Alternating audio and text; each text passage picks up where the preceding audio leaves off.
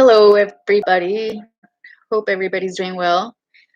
Today, I just want to kind of reiterate my position in issues that are going to affect us, that affect us now, that um, if weren't issues that were ever going to affect us, would have never been factored into the structure, the backbone of the driving force behind our authoritative body called the government, which unfortunately right now includes people that are very uneducated and act more like hookers. They're hookers because they're trying to hook you. They're like hookers. They want something out of it, like a hooker wants something out of hooking a man. But like they cast a wide net, right? Like the Democrats like AOC and Kamala Harris and so many of them. I mean, those are just like, I think like my,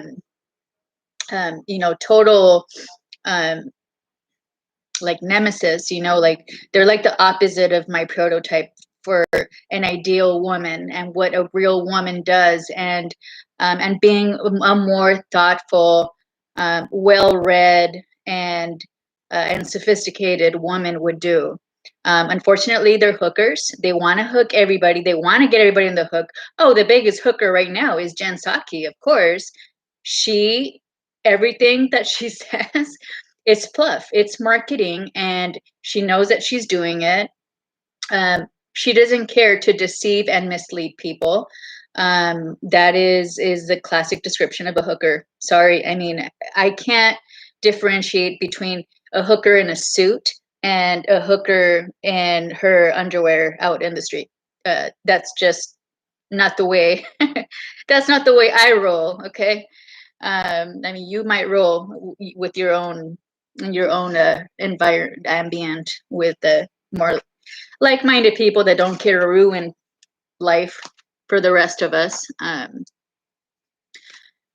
Again, their base are ignorant people that want free stuff. There's just no denying it. They want free stuff, and they want to be and they want to be left alone.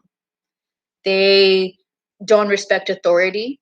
So as long as they're kept bribed with more free stuff, then they're left alone, and it's like a codependency. That's how the democratic, how the scummy new wave of democratic hookers and thugs operate. And it's all led by Joe Biden, because he's always been a prostitute. He's admitted that. So let's not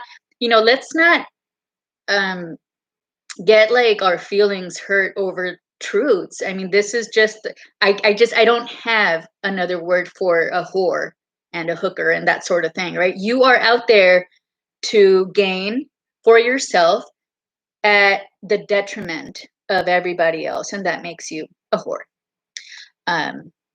For what, I mean, I open your legs or not, it doesn't really matter to me. It's not even like a passionate term at all. Okay, so don't even like try and go there. Okay, so basically what I want to do today is, first of all, I want to open with saying that, don't get bribed. This is not for kids, obviously. This is for the parents that have kids that do want to bring them up, a people of quality character that want to take the short and narrow and the road less traveled, and don't want things to be made easy for them by a bunch of greedy, and full of themselves, scumbags. So this is something that that you should feel that there is still a lot of support for people that actually do want to use their, want to build a character, a better, stronger, better self through having a quality character, and cultivating themselves into the best, most like proud person that they can become for themselves, because it makes them feel good. But I do want to also mention that at the end of the day, instant gratification is not it doesn't, it's very short termed. It's gonna end. It ends, and then what? And then you just want more. So, these are the kind of so-called leaders we're stuck with right now. We're stuck with people that are thinking short run and short term. And if they're not thinking short term and short run, is they're not thinking. They are trying to get their way, like it's a tantrum. Like they can just have a tantrum in the political arena, and nobody's gonna notice. I mean, this is a tantrum, AOC. Like you can't just get your way. Like you have to think this through. And if you can't think this through, you should be ashamed of yourself. And how dare you run for Congress? How dare you run for office? What an insult. And who the heck votes for you anyway? My God. Wow. Well, there's always another side to things, and there's always a better opinion out there. Believe me, I'm not the most eloquent. I try and be as articulate as possible. I know everybody's like, no kidding. Yeah, well, take it for what it is. And okay, so what I want to mention is really with the whole green deal thing, and caring about the environment, is there's so many other ways to show it. And there's also um, the whole fact that that it's natural resources that do is what is the featured star in the Green New Deal, and that they're scarce resources thereby, um, makes me wonder what their intent really is with the Green New Deal. I mean, you can't just um, have this. I mean, you can, you can be a retard your whole life, and nobody should care, and nobody should notice. You just shouldn't be in charge of other people. But really, what makes the economy mean anything at all is that there's something that it's anchored on. And some people think it's gold, some people think it's real estate, some people think it's investments, but viable investments that um, are sustainable and that are going to lead to a real economic growth.